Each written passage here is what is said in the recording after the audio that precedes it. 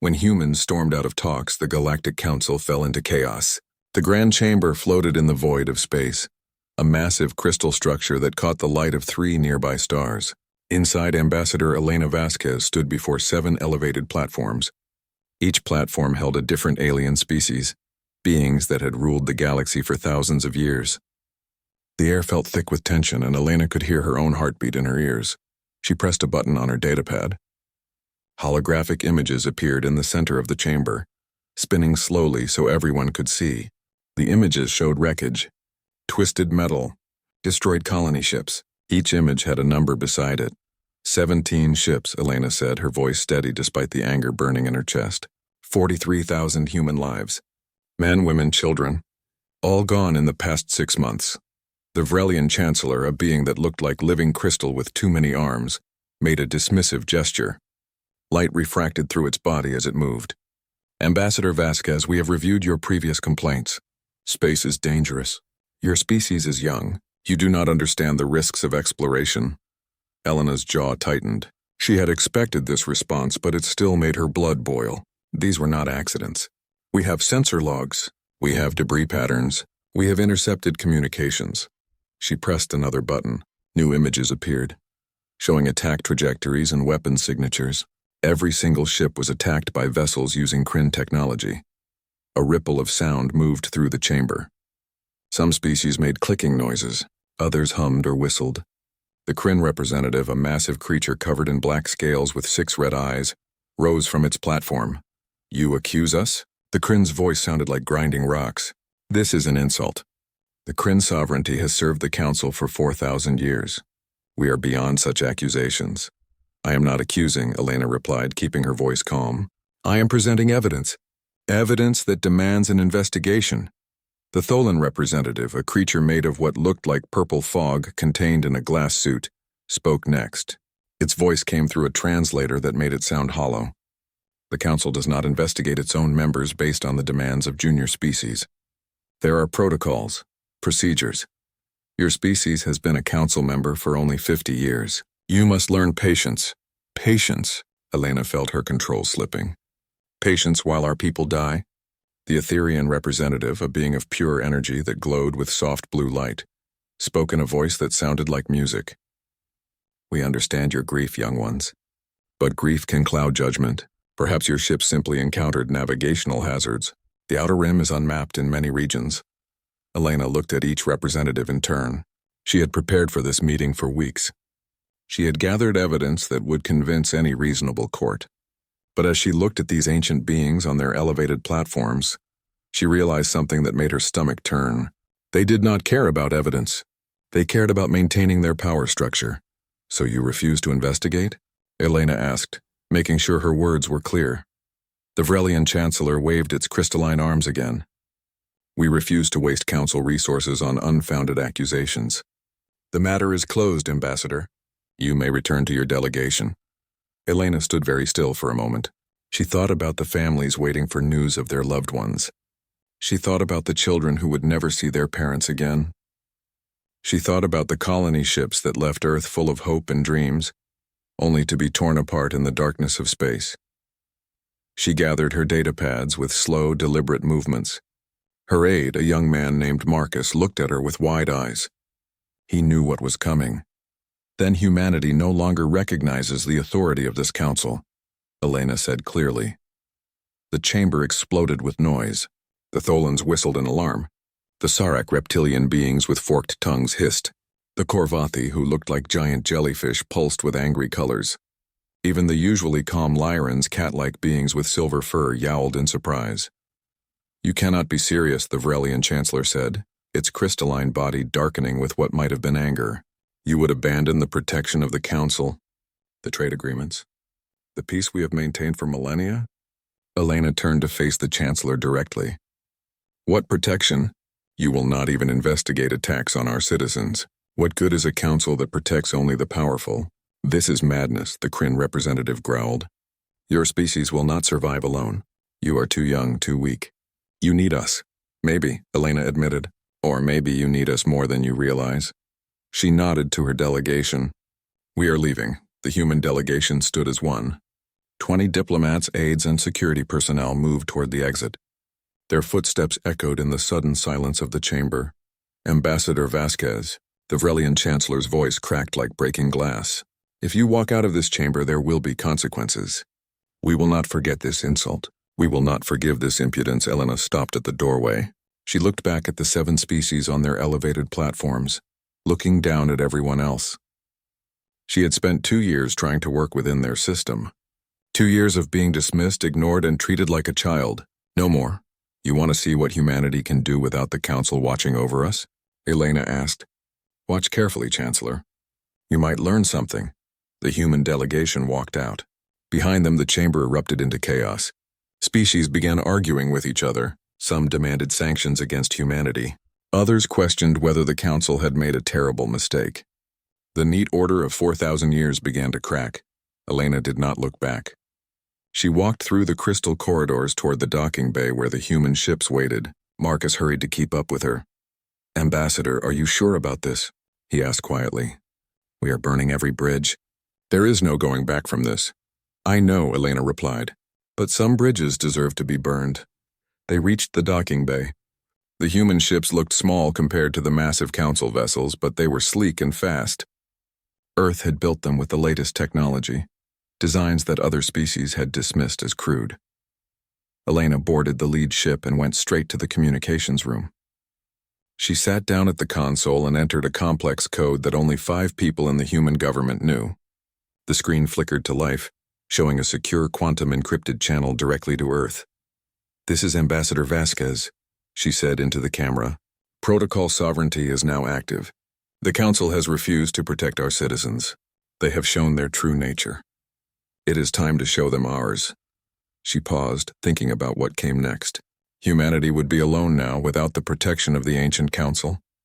But they would also be free. Free to defend themselves. Free to make their own alliances. Free to prove that they belonged among the stars not because some ancient species allowed it, but because they had earned it. "Begin Phase 1, Elena ordered. "Contact every independent species that the Council has ignored. Contact every minor faction that has been pushed aside. Tell them humanity offers fair trade, mutual defense, and most importantly, respect. Let us see what the galaxy looks like when the old powers do not control everything." She ended the transmission and leaned back in her chair. Through the viewport, she could see the Council chamber growing smaller as the human ships accelerated away. Inside that crystal structure, 7 species were probably still arguing, still trying to understand what had just happened. Elena smiled grimly. They wanted humanity to beg for scraps from their table. Instead, humanity would build a new table, and this time everyone would have a seat. When humans stormed out of talks, the Galactic Council fell into chaos. The Vrelian Chancellor stood in its private chambers, watching holographic displays that showed trade routes flickering and changing. 3 days had passed since the humans walked out. 3 days, and the galaxy was already shifting in ways that made the ancient being feel something it had not felt in centuries. Fear. "How much?" the Chancellor asked its aide. 40%, Your Excellence, the aide replied, its crystalline body dimming with distress. The humans provided 40% of the galaxy's medical supplies and advanced computing technology. Every major hospital, every research facility, every military command center uses human-made systems. The Chancellor's body darkened. They cannot simply stop trading. "We have contracts. The humans are honoring their contracts, Excellence. They are fulfilling existing orders, but they are not accepting new ones. Not from Council species." On one of the displays, a map showed human-controlled space. 23 star systems, not particularly large compared to the Council's 847 systems. But those 23 systems sat at critical junction points. Trade routes that had operated for thousands of years suddenly became dangerous or impossible without passing through human space. The Chancellor made a gesture, and the display changed. Now it showed a list of species, small ones mostly, species that had been part of the Council but never had much voice, species that had petitioned for help over the years and been told to wait, to be patient, to follow proper procedures. "What is this?" the Chancellor demanded. "These are the species that have accepted human trade agreements in the past 72 hours, the aide said quietly. 28 so far. The humans are offering them fair rates, modern technology, and mutual defense pacts. Mutual defense? The Chancellor's voice cracked like shattering glass. The humans cannot defend themselves, let alone others. But even as it said this, the Chancellor knew it was not true. Reports were coming in from the Outer Rim. The Kryn, emboldened by the Council's protection, had attacked another human outpost 2 days ago. They had sent 12 warships expecting an easy victory over a small mining colony. 11 Kryn ships were destroyed. The 12th barely escaped. The Chancellor pulled up the battle recordings. It watched in silence as human ships moved in patterns no one had seen before. They did not fight like other species, who preferred large capital ships engaging in long-range bombardment. Human ships were smaller, faster, working together like a single organism. The Kryn had tried to jam human communications. It had not worked. The humans used quantum-encrypted systems that could not be intercepted or blocked. The Kryn had tried to use their superior numbers. It had not mattered. Human ships used swarms of automated drones that overwhelmed Kryn defenses, while the actual human pilots struck from unexpected angles. The battle had lasted 4 hours. At the end, the mining colony was intact and the Kryn fleet was debris. This cannot continue, the Chancellor said. Call an emergency council session. We must authorize sanctions. We must show these upstart humans their place. The aide hesitated. Excellence, there is a problem. What problem? The Sarek hegemony has abstained from attending council sessions. They say they are reconsidering their membership. The Chancellor felt its body temperature drop. The Sarek were pragmatists, always had been. If they sensed that the council was weakening, they would abandon it without hesitation. Why? The Chancellor demanded. The aide brought up a new display. It showed a transcript of a conversation between a Sarek trade minister and a human representative. The Chancellor read it, its anger growing with each line. The Sarek had proposed buying human medical technology. The humans had agreed immediately with one condition. The Sarek had to also trade with 5 smaller species that the humans nominated, species that had resources but no access to major markets because the Council's established powers controlled all the trading routes. The Sarek had agreed. Within hours, 6 species had new trade agreements. Within days, those species were talking to each other, forming their own network outside Council control. This is deliberate, the Chancellor said. The humans are not just leaving. They are building an alternative to us. Yes, Excellence, the Chancellor called the emergency session. The 7 species of the Council gathered in the Grand Chamber once more. But this time, only 6 platforms were occupied. The Sarek platform stood empty. Where are they? The Tholan representative demanded, its purple fog swirling with agitation. They claimed technical difficulties with their transport. The Chancellor lied. Everyone knew it was a lie. We will proceed without them. The Kryn representative slammed a massive claw on its platform. We must declare the humans a rogue faction. We must authorize military action. They destroyed 11 of my ships. Your ships attacked a human colony, the Lyran representative pointed out, its silver fur bristling. What did you expect? I expected the Council to support its members. The Kryn roared. Even when those members violate Council law by attacking civilian targets, the Lyran's tail lashed. I have reviewed the records. The human colony was mining asteroids. They were not military. Your attack was illegal under Council charter. The Kryn's red eyes fixed on the Lyran. I dare speak truth. The Lyran interrupted, something we have forgotten how to do. The Chancellor intervened before the argument could escalate. We are here to decide on sanctions against humanity. I call for a vote. All in favor of declaring humanity a rogue faction and authorizing military action? 4 limbs raised. The Vrelians, the Kryn, the Tholians, and the Etherians voted yes. Those against? 2 limbs raised. The Lyrans and the Korvathi voted no. The vote is 4-2, the Chancellor announced. However, Council charter requires a supermajority of 5 votes for military action, the Lyran representative finished. The motion fails. Silence fell over the chamber. In 4,000 years, the Council had always acted in unity. Disagreements were handled in private, and a unified front was presented to the galaxy. But now, for the first time, the Council could not agree. This is unprecedented, the Etherian said, its blue glow flickering. We must reach consensus. There is no consensus, the Korvathi said, pulsing with purple light. Half of us see humans as a threat. Half of us see them as victims of Kryn aggression. We cannot both be right.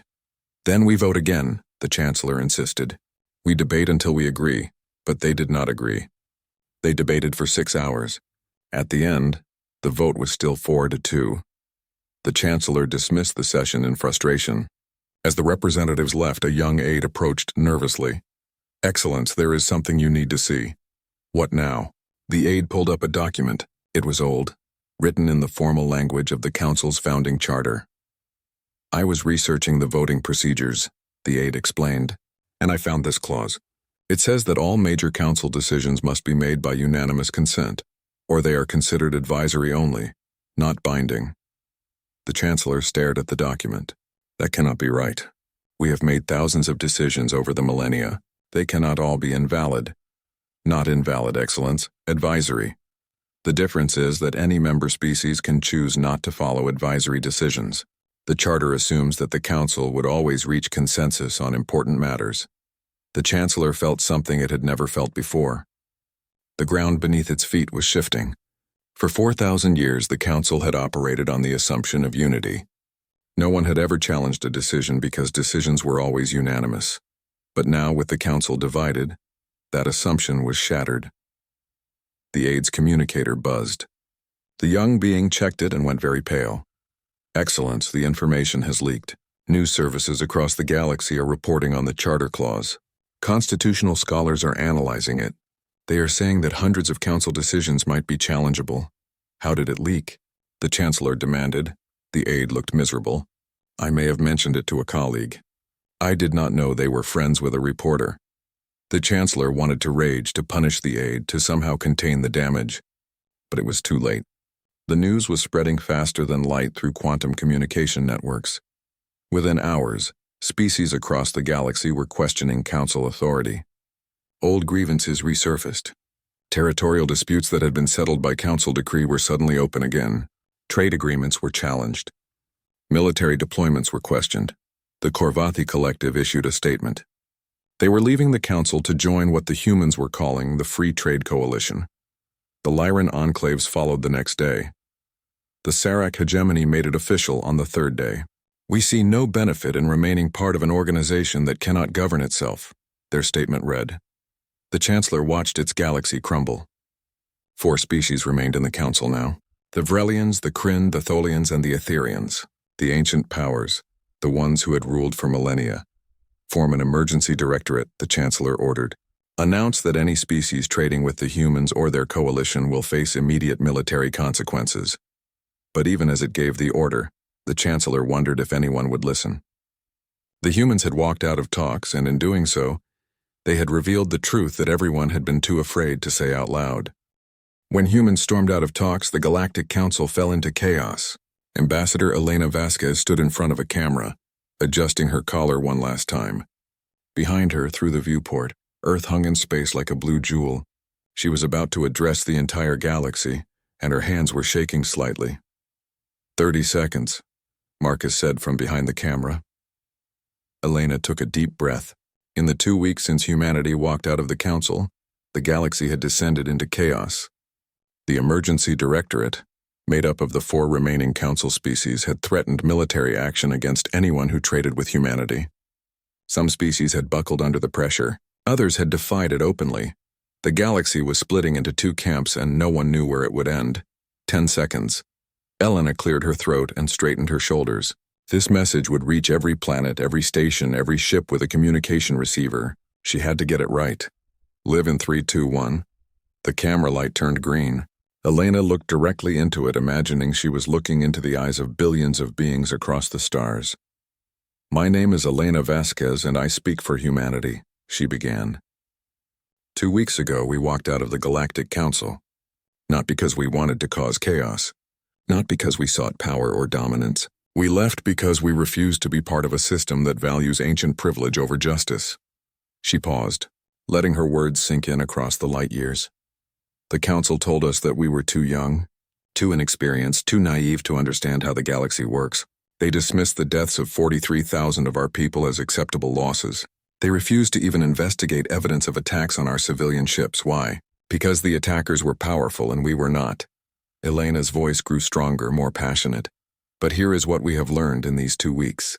We are not alone in our frustration. Dozens of species have contacted us with their own stories. Stories of being ignored, dismissed, exploited. Stories of asking for help and being told to wait. Stories of watching the powerful grow more powerful, while the rest of the galaxy struggles for scraps. Behind her, the image shifted. Now it showed representatives from 30 different species all standing together. Some were humanoid. Others were radically alien, but all stood with equal dignity. The Council says they bring order. But order built on injustice is not peace. It is just delayed conflict. The Council says they bring stability, but stability that crushes the voices of the majority is not governance. It is tyranny. Elena let that word hang in the air. Tyranny. It was a dangerous word to use, but it was time for dangerous truths. Humanity proposes something different. We call it the New Accord. It is simple. Every species gets a voice. Decisions are made by transparent majority rule, with protections to ensure minority species cannot be exploited. Leadership rotates. Power is checked. Truth is valued above tradition. She gestured to the beings behind her.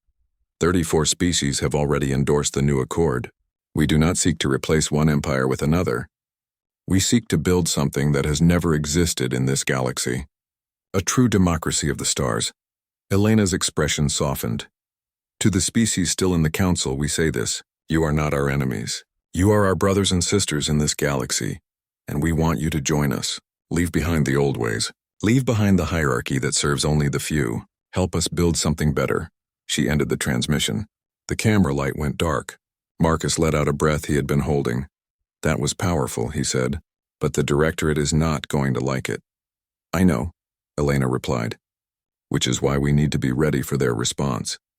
The response came faster than expected. Within 6 hours, the Kryn launched a massive military offensive. Their target was Kepler 442b, a human mining colony with 3,000 inhabitants. The Kryn sent 40 warships, determined to show that defying the Directorate had consequences. Admiral Chen commanded the human defense fleet. She was a veteran of Earth's war simulations, but this would be her first real battle in space.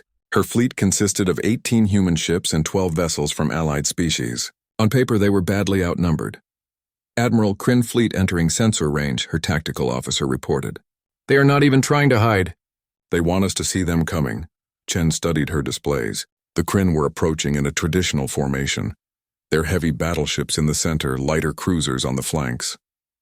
It was a formation designed to intimidate, to make the enemy feel the weight of superior numbers. They think this will be easy, Chen said quietly. Let us educate them. Execute pattern Delta. The human fleet scattered. Instead of meeting the Kryn head-on, they broke into small groups, each moving in different directions. The Kryn admiral must have thought the humans were fleeing because the Kryn ships accelerated, trying to catch them before they could escape. It was a trap. The human ships had not fled. They had repositioned. Now they struck from multiple angles simultaneously. Drone swarms launched from human carriers. Thousands of small automated attackers that swarmed over Kryn shields. While the Kryn point defense systems were overwhelmed trying to shoot down drones, human ships fired kinetic rounds from unexpected angles. The Kryn tried to adapt. They broke their formation, trying to engage the scattered human forces individually. But the human ships refused to stand still. They kept moving, kept striking, kept coordinating in ways the Kryn could not predict. 4 hours into the battle, the Kryn admiral sent a surrender signal. Chen almost could not believe it. Confirm that signal. Confirmed, Admiral. The Kryn fleet is requesting permission to withdraw. They are offering to leave the system immediately. Chen allowed it. She could have destroyed the remaining Kryn ships, but that would have made peace harder later. Instead, she let them retreat, carrying the message back to the Directorate. Humanity could defend itself, but the victory came with a cost. When human engineers examined the wreckage of the Kryn flagship, they found something disturbing. Advanced targeting computers, weapon systems that were far more sophisticated than anything the Kryn normally used, and embedded in the ship's navigation logs, encrypted data packets that had been transmitted during the battle. Marcus brought the findings to Elena in her office on the human diplomatic station. The Kryn were not acting alone, he said, showing her the decrypted files. Look at these transmission protocols. Look at the encryption keys. Elena felt her blood run cold. Etherian. Yes, the Etherians provided the Kryn with advanced weapons and targeting data. Not just for this battle, for all of them. Every attack on human ships, every civilian convoy that disappeared. The Etherians knew? More than knew. They helped. Elena sat back in her chair, her mind racing. The Etherians were the most mysterious of the Council species. They appeared as beings of pure energy, claiming to be evolved beyond physical form. They presented themselves as wise, peaceful, above the petty conflicts of corporeal species. But this evidence painted a different picture. The Etherians were not peacekeepers. They were puppet masters. Why? Elena asked. What do they gain from this? Marcus pulled up more files. I think they were testing. Using the Kryn to test new weapon systems on human ships. We were guinea pigs. Do the Kryn know they were being used? Unclear. But probably not. The Etherians are careful. They provide technology through layers of intermediaries. The Kryn probably think they developed these systems themselves. Elena stood and walked to the viewport. She could release this evidence. Show the galaxy that the Etherians, the supposedly enlightened species, had been manipulating events for their own benefit. The revelation would destroy what remained of the Council's credibility, but it would also cause chaos. Species that had trusted the Etherians would feel betrayed. Old alliances would shatter. The galaxy might descend into war. Her communicator buzzed, an incoming message encrypted with codes she did not recognize. She accepted it cautiously. A hologram appeared. It showed Avrelian, but not the Chancellor. This one was younger, its crystalline body colored with shades of blue rather than the Chancellor's red. Ambassador Vasquez, my name is Crystalis. I am the daughter of Chancellor Mora. I do not have much time, so please listen carefully. Elena gestured for Marcus to record the transmission. I have accessed classified Council archives. Crystalis continued. I know what you found in the Kryn ships. I know you have evidence of Etherian manipulation, but you must not release it. Not yet. Why not? Elena demanded. Because it is worse than you think. The Etherians have been controlling Council policy for millennia. They engineer conflicts. They provide weapons to both sides. They profit from endless small wars while presenting themselves as peacekeepers. Every species in the Council is in their debt, dependent on their technology. Crystalis's hologram flickered, suggesting the transmission was being blocked or jammed. If you release the evidence now, the Etherians will respond with force. They have weapons you cannot imagine. They will burn entire systems to protect their secrets. You have 48 hours to find another way. After that, I cannot protect you from what they will do. The transmission cut off. Elena and Marcus looked at each other in stunned silence. What do we do? Marcus finally asked. Elena's mind was already working through possibilities. We need to verify her information. When humans stormed out of talks, the Galactic Council fell into chaos. Crystalis moved through the crystal corridors of the Vrelian Council building. Her internal light dimmed to avoid drawing attention. She carried a small data storage device hidden within her physical matrix. Information that could change the course of galactic history. Getting caught now would mean not just her death, but the death of any hope for real change. She had spent 3 weeks gathering evidence from the deepest archives. Files that were supposed to be deleted centuries ago, communications that showed the extent of Etherian manipulation. Each piece of data was another nail in the coffin of the system her father had spent his life maintaining. A guard passed by, its crystalline form glowing with the red of her father's faction. Crystalis kept her own coloring neutral, projecting calm. The guard did not stop her. She was the Chancellor's daughter, after all. She had access to places others could not go. Finally, she reached her private chambers. She sealed the door and activated every security measure she had. Then she contacted the human ambassador using the quantum encrypted channel she had established 2 weeks ago. Elena's face appeared on the screen, looking tired. The human had probably not slept much since receiving Crystalis's first warning.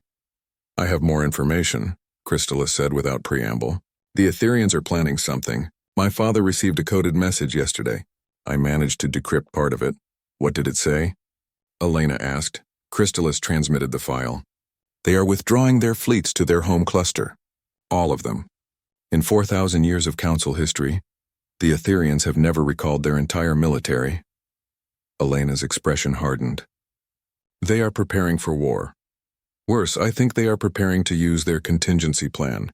There have always been rumors that the Etherians maintained a doomsday option, something to ensure they remained in control. I never believed it until now. What kind of doomsday option? I do not know specifics, but I found references in the old files to something called Project Stellar Cascade. Whatever it is, it requires tremendous energy and precise coordination across multiple star systems. Elena turned away from the screen, speaking to someone off camera. When she turned back, her face was grim. Our scientists have a theory. If you deliberately destabilize certain types of stars, you can trigger a cascade of supernovae. It would render entire sectors of space uninhabitable for millions of years. Chrysalis felt her internal temperature spike with horror. They would not. That would kill billions. They might if they think they are losing control. Sociopaths do not think like normal beings. They would rather destroy everything than lose power. The two beings, one crystalline and alien, one human and determined, looked at each other across the light years. The Truth and Reconciliation Summit is in 1 week, Elena said. We need to move faster. My father will not attend. The Directorate has officially rejected your invitation. I know. But what about the people, the citizens of Vrelian worlds, Kryn colonies, Tholan stations? Do they support the Directorate's decision? Chrysalis dimmed thoughtfully. No, there are protests on every Vrelian world. The military is divided. Half want to continue following the old ways. Half want reform. My father rules through fear now, not respect. Then we give the people a voice, Elena said. I need you to do something dangerous. Tell me. Elena outlined her plan. It was risky, possibly suicidal, but it might be the only way to stop a galactic war. Chrysalis agreed immediately. 3 days later, protests erupted on Vrelian Prime. Thousands of crystalline beings gathered in the capital, their bodies glowing with colors that represented change and reform. They demanded that Chancellor Mora attend the Truth and Reconciliation Summit. They demanded transparency. They demanded justice. Similar protests spread across Kryn worlds. Kryn civilians, tired of endless wars, marched through their cities. Even some military units refused orders to disperse the crowds. On Tholan stations, workers shut down commerce, demanding their leaders answer questions about the Council's finances. Where did all the money go? Why were they trading at losses while Etherian accounts grew? The Emergency Directorate held an emergency session to address the crisis. The 4 species met in the Grand Chamber, which felt empty with only 4 platforms occupied instead of 7. This is the humans' doing, Chancellor Mora said, its voice crackling with rage. They are fomenting rebellion across our worlds. No, the Lyran ambassador said. The Lyrans had not officially rejoined the Council, but they maintained observer status. Your own people are demanding answers. That is not rebellion. That is democracy. Democracy is chaos, the Kryn representative growled. It is the mob ruling those who are qualified to lead. Or it is people refusing to be ruled by those who have failed them, the Lyran replied calmly. The Etherian representative glowed brighter, a sign of agitation. This debate is pointless. We must restore order. The Etherians propose a joint military operation to suppress these disturbances. You mean attack our own people? Chrysalis's voice rang out. Everyone turned. Chrysalis had entered the chamber without authorization, using her codes as the Chancellor's daughter to bypass security. What are you doing here? Chancellor Mora demanded. You have no standing in this chamber. Neither do you, Chrysalis replied. Not anymore. The people have withdrawn their consent. The entire basis of your authority is gone. She activated a holographic projector. Images filled the chamber, showing the protests across multiple worlds, showing Vrelians, Kryn, and Tholians standing together demanding change. They do not want war. Chrysalis continued. They want truth, and I am going to give it to them. She activated another program. This one accessed the Council's public broadcast system, overriding all security protocols. Suddenly, her image was being transmitted to every planet, every station, every ship in Council space. My name is Chrysalis, daughter of Chancellor Mora, she said to billions of watching beings, and I am here to tell you the truth that has been hidden for millennia. She began releasing files. Communications between Etherians and various Council species, showing manipulation and control. Financial records showing how the Etherians profited from weapons sales to both sides of every conflict.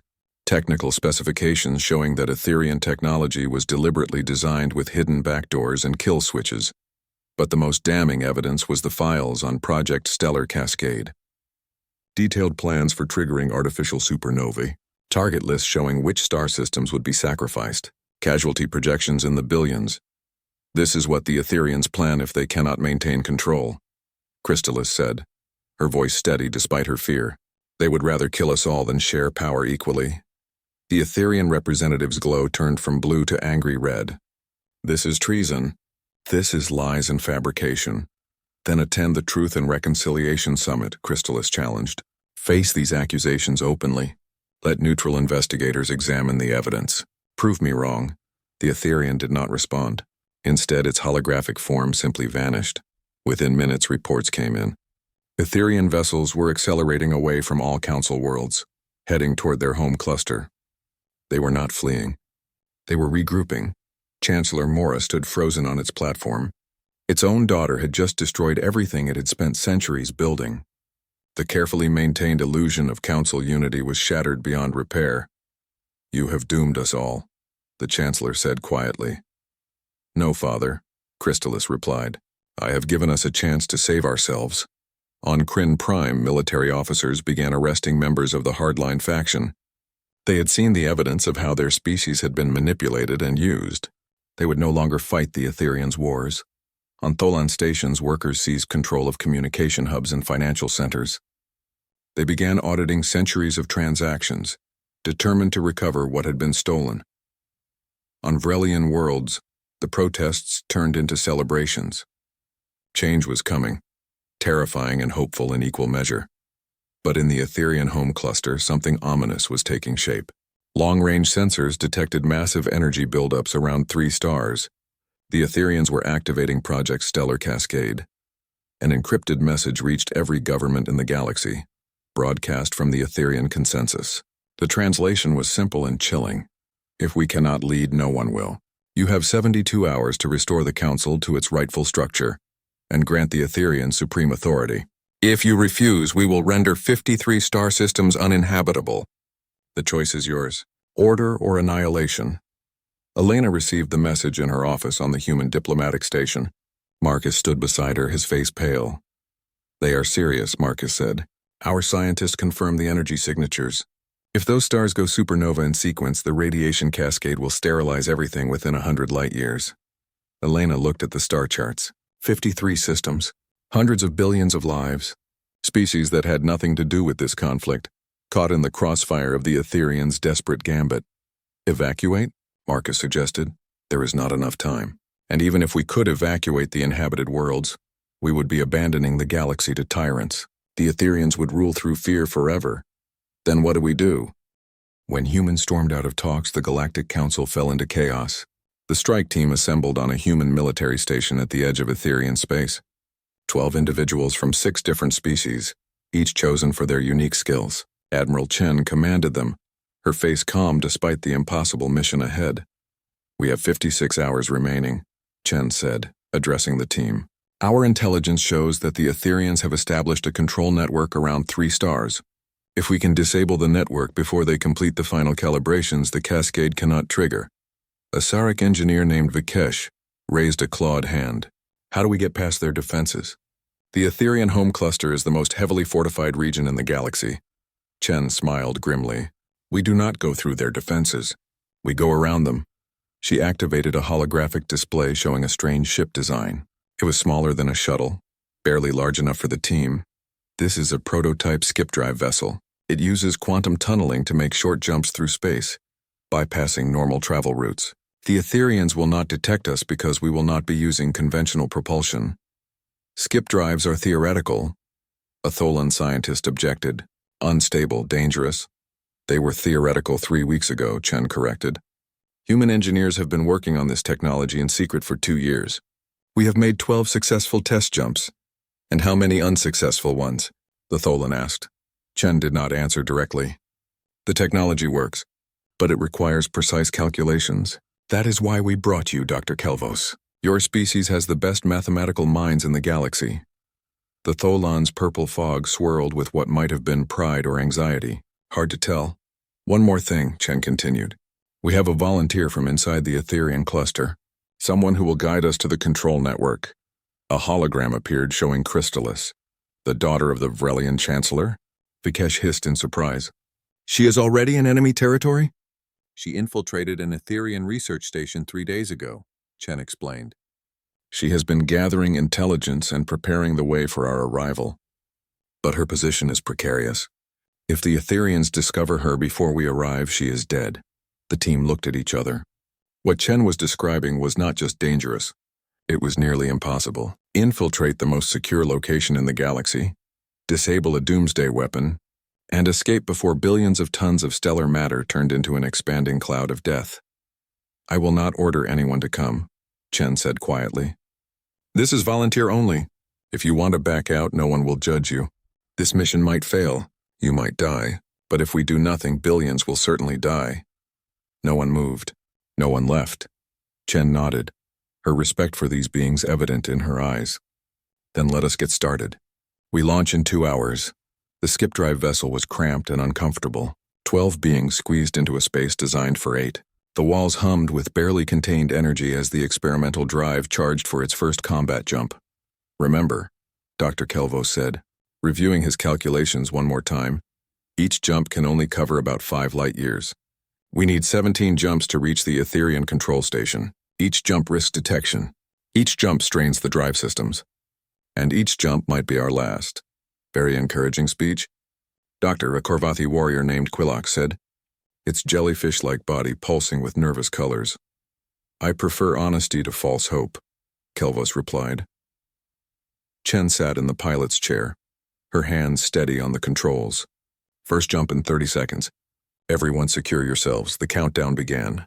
When it reached 0, Chen activated the skip drive. Reality twisted. For a moment that felt like forever. The team existed in a space that was not really space. Colors that had no names, sounds that were not sounds. Then, with a sensation like being pulled through water, they snapped back into normal space. Jump successful, Kelvos announced, checking his sensors. We are 5.2 light years closer to our target. No signs of detection. They made 16 more jumps over the next 6 hours. Each one was disorienting, nauseating, but successful. On the 17th jump, something went wrong. The ship emerged from skip space directly in front of an Etherian patrol vessel. Contact, Chen shouted, immediately diving the ship toward a nearby asteroid field. The Etherian ship opened fire. Beams of concentrated energy sliced through space where the human vessel had been a moment before. They are trying to disable us, not destroy us, Vikesh observed. They want prisoners. They will not get them, Chen replied. She piloted the small ship through the asteroid field with skill that made several team members grip their seats in terror. Rocks the size of mountains passed within meters of their hull.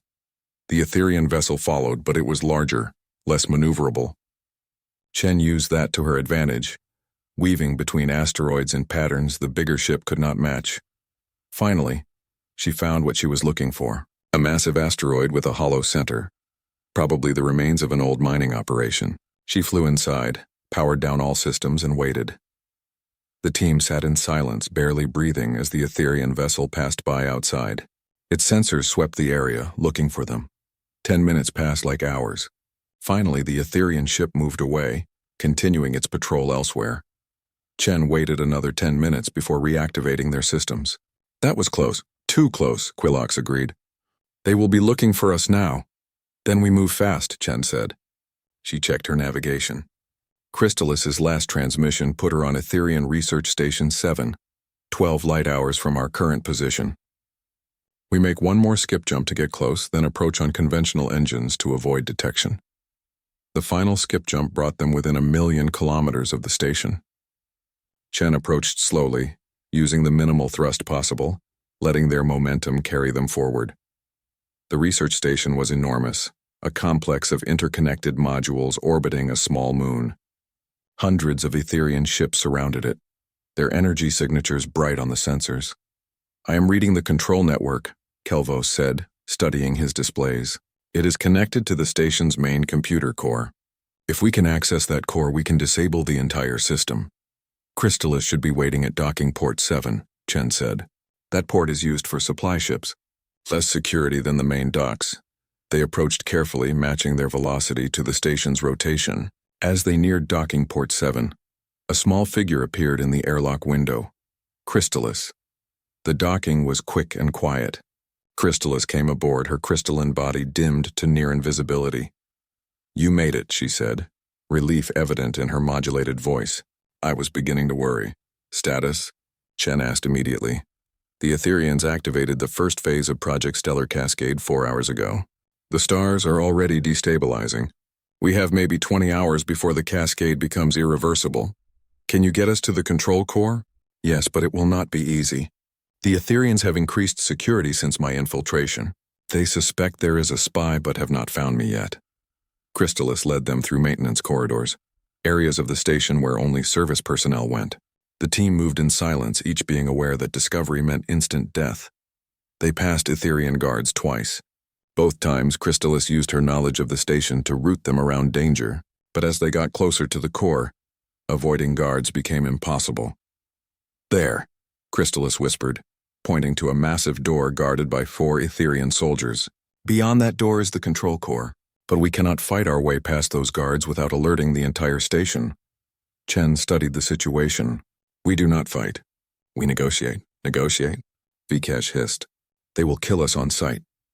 "Not if we give them something they want more than our deaths," Chen replied.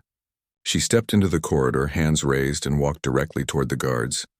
"I am Admiral Chen of Earth," she announced clearly. "I request an audience with the Etherian High Command.